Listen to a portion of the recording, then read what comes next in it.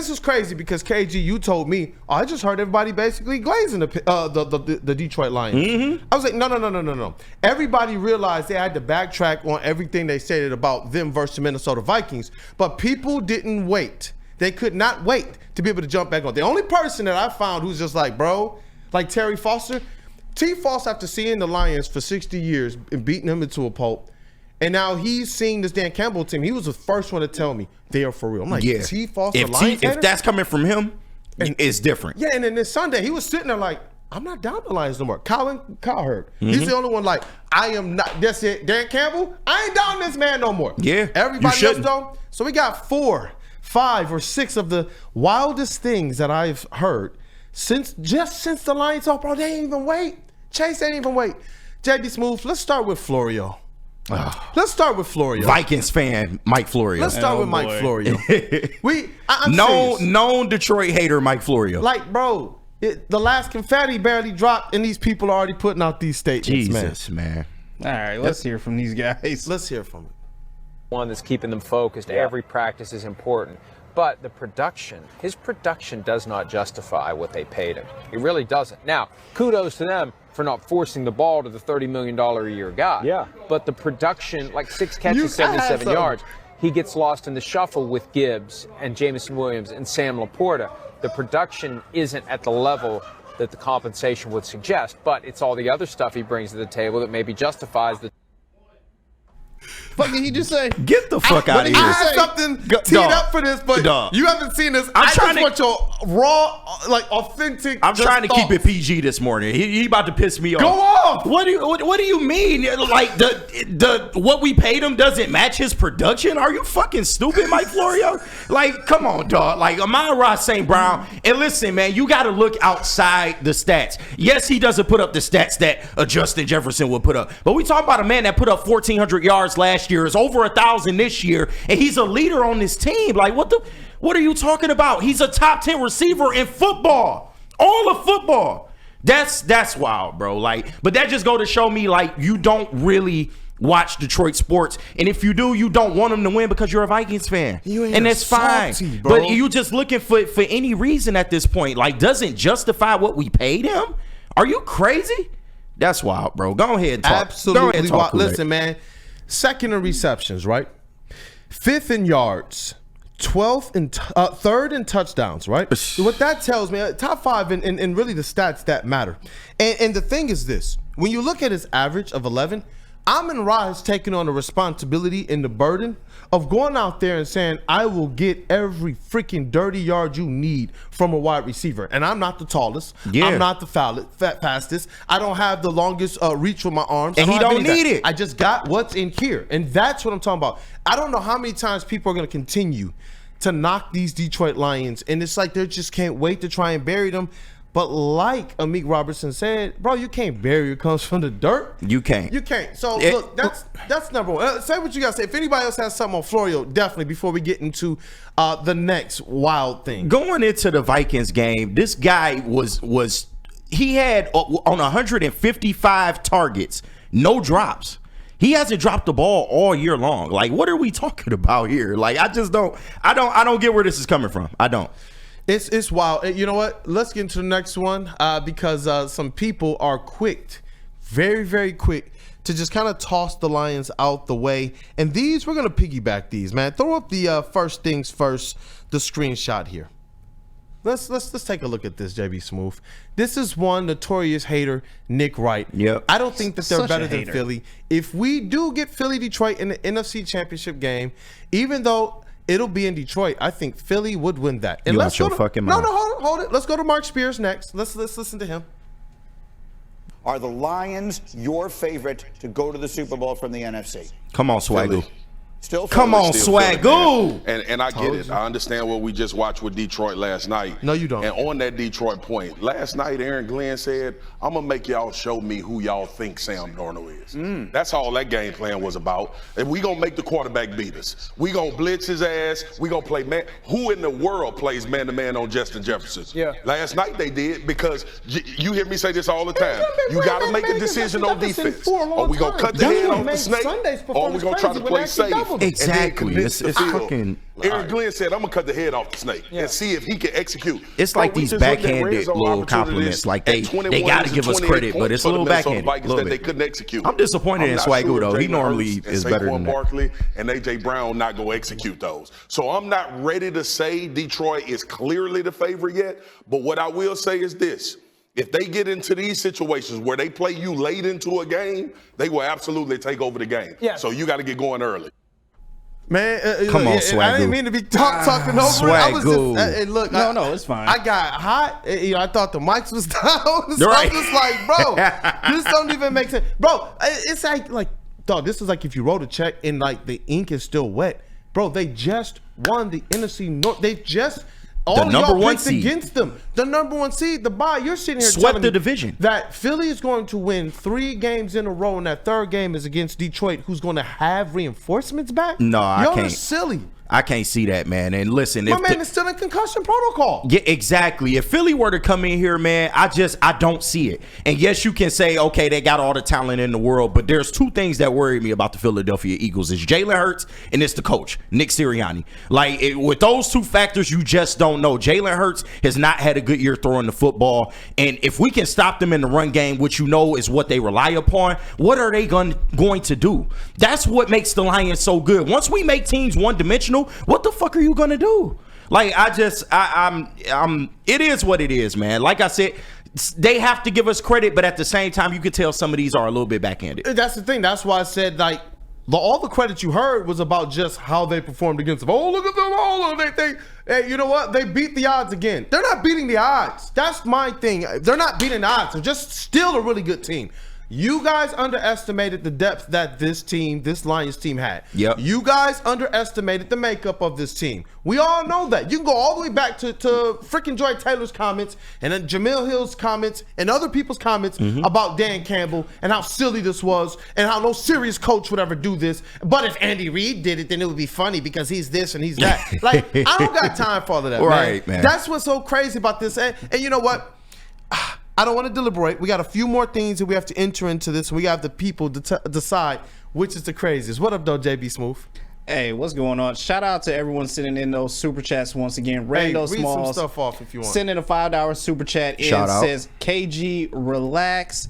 These talking heads are just trying to get BS going to have something to talk about as it is. And also, shout out to Dante151 once again, $4.99. Spears is still pissed that the Lions put belts to ass on his Cowboys. Talk about it. And hey, I can't disagree. Like, I just don't understand this with all these guys right now. They're so quick to chop down the Detroit Lions. They're so quick to discredit any player on this team as it is, and I don't get it. I don't understand it. Maybe you're doing it just to get views up or something like that, but come on, this franchise has had success these past few years, and it's like, why don't you guys just give us just that little bit of respect? Come on, I don't understand this. And it's been the same type of success. That's my thing. This is how they're made. This is how they've won the last 2.5 seasons.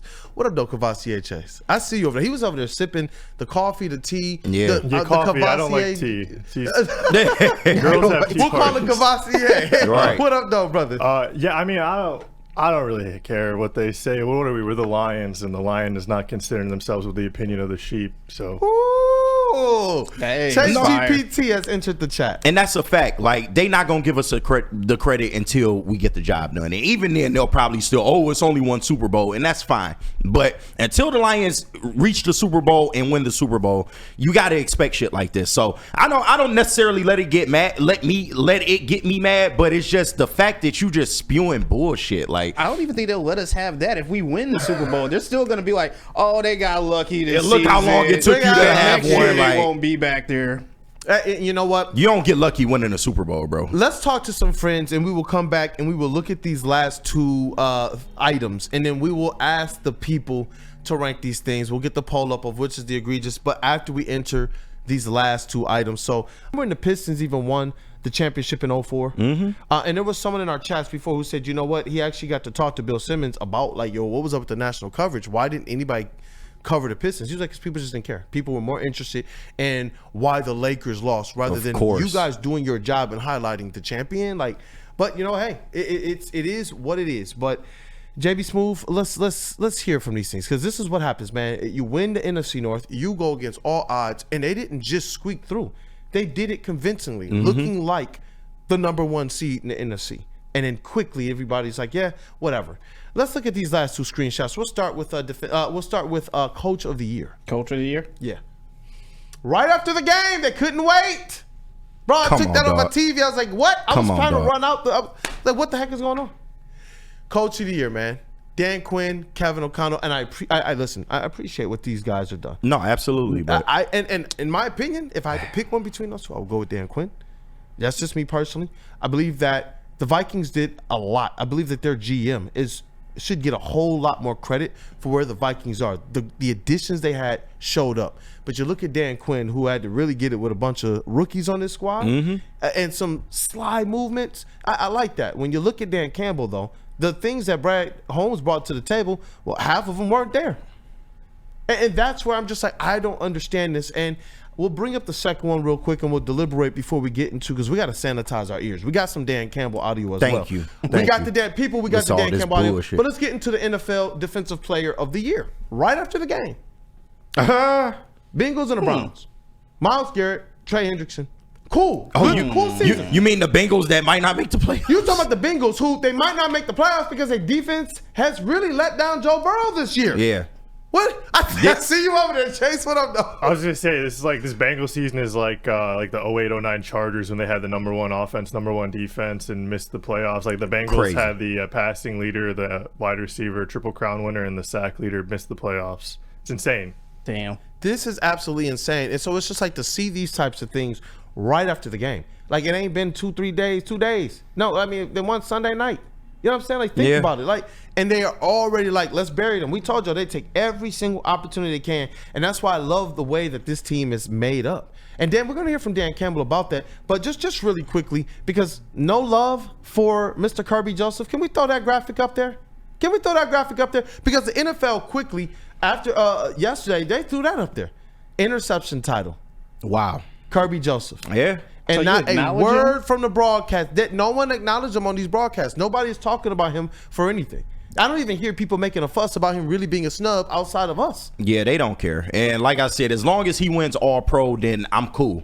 I'm cool at the end of the day, because that's what really matters. But I think it's just a narrative around Kirby Joseph that unfortunately he has inherited since the Matt Stafford playoff game, calling him dirty. So, and I don't know if that's league wide, but it just appears to be that way, because you've heard since that day more players say it. You've heard different fan bases say it as well. So I think it's just a narrative around this guy, and it's undeserved, because everything, all the hits that people complain about, they weren't dirty hits, man, when you really break them down. Bro, the league is not finding him. The league is not flagging him. The league is putting out graphics about him. They beat the Lions to it. Yeah. The Lions, their graphics team and social team has been on it. But what I do want to ask you guys, just before we get into the Dan Campbell audio, is this.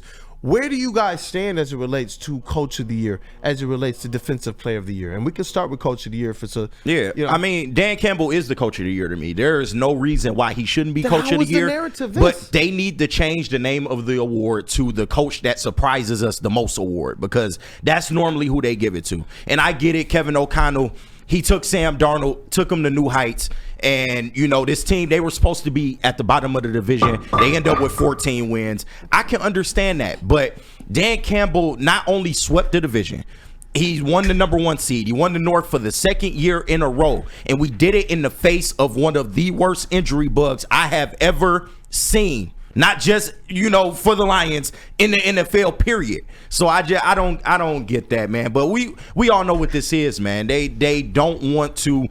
I don't think Dan Campbell will ever get Coach of the Year if that's the case, because like I said, the Lions. Can you imagine telling somebody, hey, look, there's a coach coming in the future who's going to literally take them from worst, absolutely worst, to first, and he comes from the 0-16 Lions team, and he's going to take them to the NFC Championship game. He's going to win back-to-back NFC titles. He's going to win the first Number Right. 1 seed, and he's not going to win Coach of the Year. I would have told you you're a liar. No, for and real. it's happening in real time in front of our eyes right now. But now they're playing the expectations card. So that's what you got to expect. The Lions had expectations the last 2 years. Them since the injuries. Trust me, I know. But listen, his I'm best not chance arguing to with you. I'm sorry, No, Casey. no, you good.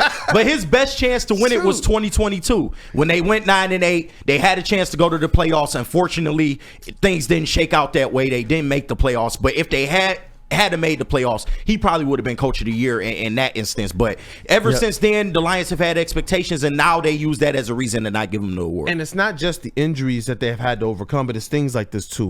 We posted this to our socials when we heard everybody crying, just crying and get the holding calls. You know why? Because they have to depend on it. Yeah, go ahead and give the Coach of the Year award to Kevin O'Connell, who has to depend on the right flags to go his way. The Lions, they lost being the lovable America's team. Everybody starts trying to pick against them. They lost their actual stars and their players on defense. Yeah. They had to face a lot of different adversity. They don't get the flags, and they're still kicking butt. And this coach doesn't get your consideration. Check this out. Absolutely wild. The Detroit Lions benefited from only, and I said a little bit of this yesterday, 1 defensive pass interference penalty all season. The worst ranking in the league, obviously, for 5 yards. On the other hand, the Minnesota Vikings have benefited from the second most defensive pass interference penalties in the NFL this season, 15 of them. They've also benefited a league-leading 328 yards from these penalties, 83 yards more than second place. But you got Justin Jefferson crying. What it says more to me is that this team really doesn't give a crap about anything. They just care about what they're doing, the work that they put in. And you know what? I want to take get into this next segment because I want to be able to hear from Dan Campbell. We got to sanitize our ears a little bit, and we owe that. We owe that to the chat family who's been absolutely on one this morning. The lights are way.